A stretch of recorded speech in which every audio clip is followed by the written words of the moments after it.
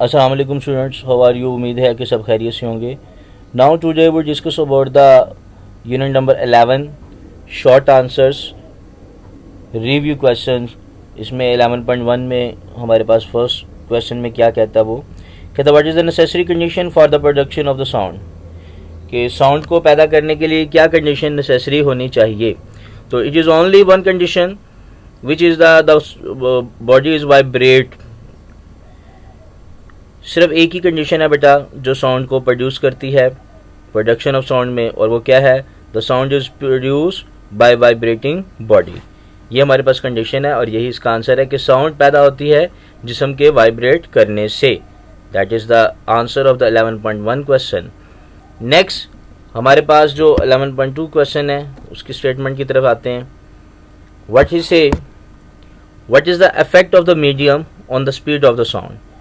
Medium के speed of sound पर क्या इफेक्ट्स होते हैं।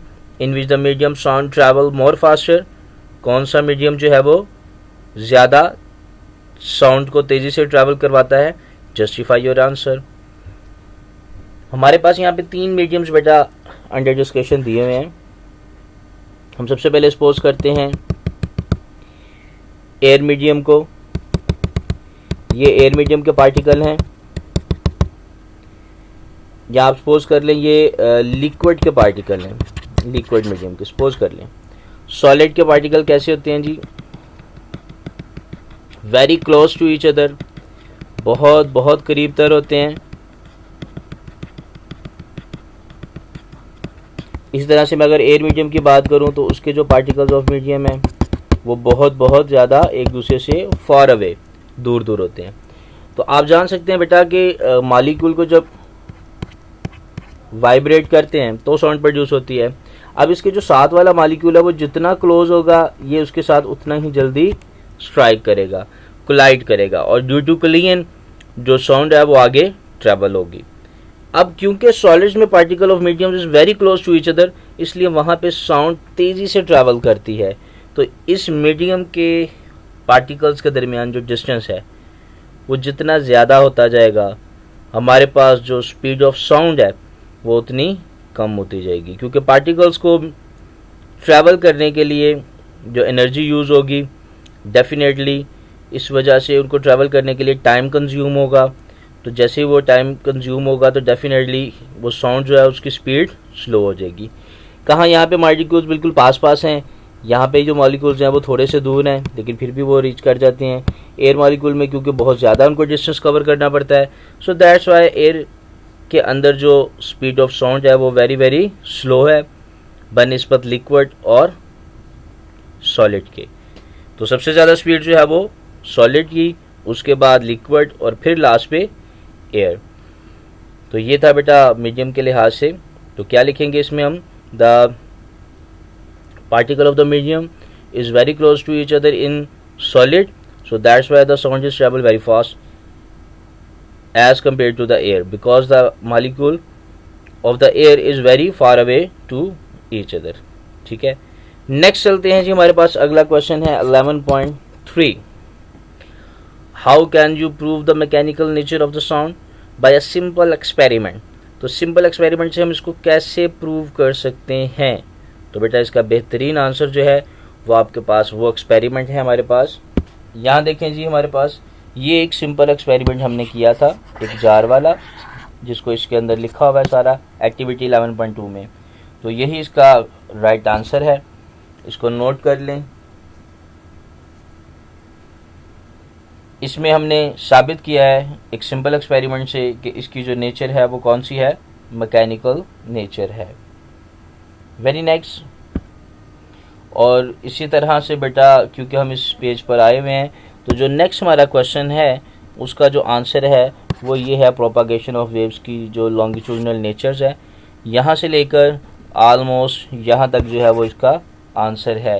ये आंसर है उससे नेक्स्ट क्वेश्चन का 11.4 का ये आंसर है बेटा। इसको भी साथ साथ आप हाईलाइट कर लें। क्वेश्चन की तरफ हम अब चलते हैं, वो क्वेश्चन आपको नज़र आ जाएगा अभी कि क्वेश्चन है क्या। ये है जी हमारे पास क्वेश्चन नंबर 11.4, जिसकी स्टेटमेंट क्या थी, ये है what do you understand the longitudinal waves? By the longitudinal waves, describe the longitudinal return of the sound waves. ये है हमारे पास what do you understand the longitudinal, यानी कि लॉन्गिट्यूडनल वेव्स को आप क्या जानते हैं और इसके मतलब आपकी क्या डिस्कशन है इसकी नेचर के हवाले से। तो नेचर ये कौन सी है? डेफिनेटली ये लॉन्गिट्यूडनल जो नेचर है वो बताइए आपने मैकेनिकल वेव्स में, ये इसकी जो नेचर है इसके हवाले से वो एक्सपेरिमेंट जो है ट्यूनिंग फोक वाला वो आपने इसको पूरे आंसर में लिखना है। ओके जी, नेक्स्ट चलते हैं 11.5 पे। कहता sound is the form of wave, list least 3 reason of the spotting the sound waves. 3 reason बताएं इसकी स्पॉट के अंदर, लिखिएगा बेटा तीनों रीजन। पहली रीजन बेटा ये है the sound can easily transfer the energy. Sound जो है वो क्या करती है? एनर्जी कैरी करती है, और कैरी करने के साथ साथ हमारे पास ये एक फॉर्म ऑफ एनर्जी भी है। तो आप इसके फर्स्ट पॉइंट में क्या लिखेंगे? Sound can carry the energy in the form of wave. दूसरा पॉइंट क्या लिखेंगे? Sound obey the property. Sound जो है वो ओबे करती है किस प्रॉपर्टी को? Reflection, refraction and diffraction. ये हमारे पास इसका थर्ड पॉइंट आ गया, सेकंड पॉइंट। और थर्ड पॉइंट में आपने क्या लिखना है कि sound have the interference property. Sound के पास इंटरफेरेंस प्रॉपर्टी भी पाई जाती है। तो ये तीनों प्रॉपर्टी से तीनों रीजंस हैं जो ये प्रूव करती हैं कि sound is a wave form, क्योंकि वेव्स की ये प्रॉपर्टी हैं और यही प्रॉपर्टी हमारी साउंड की भी है। नेक्स्ट चलते हैं जी 11.6 पे। We know that the wave is manifest phenomena of reflection, refraction and diffraction. Does the sound also manifest these characteristics? ये बात अभी हम ऊपर भी बयान कर चुके हैं बेटा कि साउंड के अंदर तीनों प्रॉपर्टी पाई जाती हैं, रिफ्लेक्शन, रिफ्रैक्शन और डिफ्रैक्शन। दूसरा हमने ये भी बताया कि साउंड के अंदर इंटरफेरेंस भी पाई जाती है। फिर हमने ये बताया कि साउंड जो है वो एनर्जी कैरियर है, एनर्जी को लेके जाती है, ट्रांसफ़र करती है, एनर्जी को एक जगह से दूसरी जगह मुंतकिल करती है। ठीक है, ये हमने इसका आंसर में लिखा। अब क्योंकि 11.6 में उसने दोबारा से इस क्वेश्चन को रिपीट किया है कि बताएं डिफरेंस क्या ये इसमें पाई जाती है, मैनिफेस्ट करें। And does the sound manifest the characteristics, क्या इसके अंदर ये कैरेक्टरिस्टिक्स हैं? तो इसको हमने साबित करना है। तो साउंड के हवाले से आप बेटा लिखेंगे हमारे पास, यहाँ देखें, अगर साउंड किसी भी मीडियम से, किसी भी सोर्स से हम प्रोड्यूस कर रहे हैं, तो आपने सुना होगा कि जब ये किसी पहाड़ से, किसी ऑब्स्टेकल से, किसी रुकावट से टकराती हैं तो ये क्या हो जाती हैं? वहाँ से रिफ्लेक्ट हो जाती हैं, और रिफ्लेक्ट होकर दोबारा से एंगल ऑफ इंसिडेंट और एंगल ऑफ रिफ्लेक्शन के मुताबिक मूव कर जाती हैं, क्योंकि इनका भी वही प्रॉपर्टी होगी कि angle of incidence is equal to angle of reflection. तो आप इसके आंसर में लिखेंगे क्या बेटा? ना सिर्फ ये रिफ्लेक्शन बल्कि रिफ्रैक्शन और डिफ्रैक्शन भी प्रॉपर्टी, तीनों प्रॉपर्टी पाई जाती हैं। तो इसके आंसर में हम ये लिखेंगे व्हेन द साउंड इज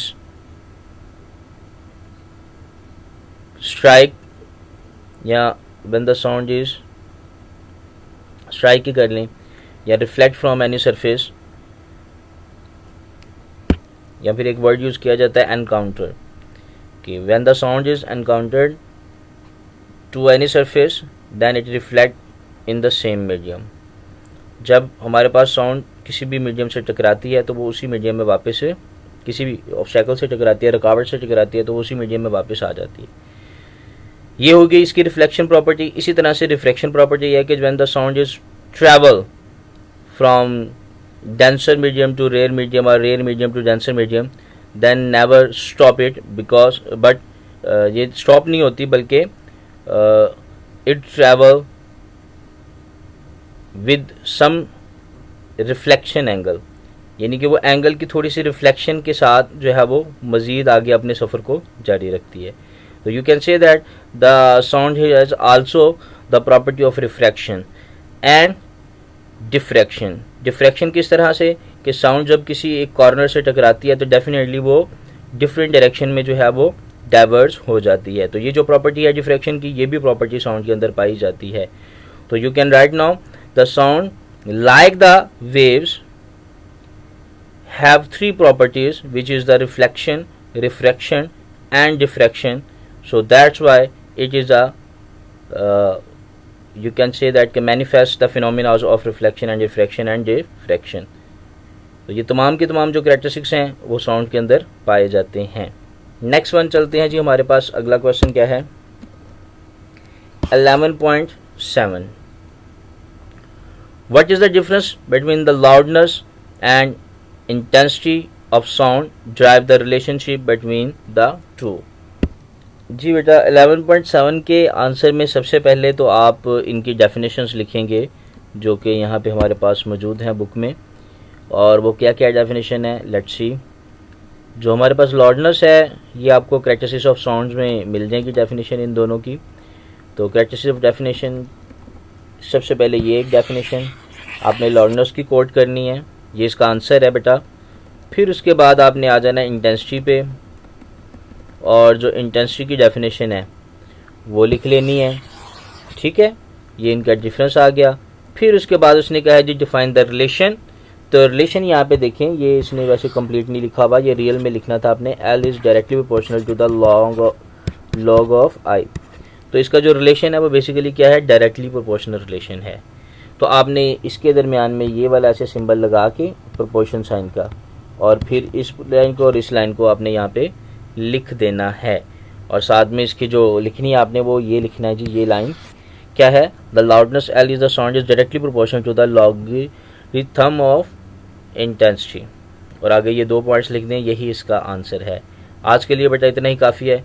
बाकी इंशाल्लाह क्वेश्चन हम कल करेंगे. तो कल तक के लिए अल्लाह हाफिज़.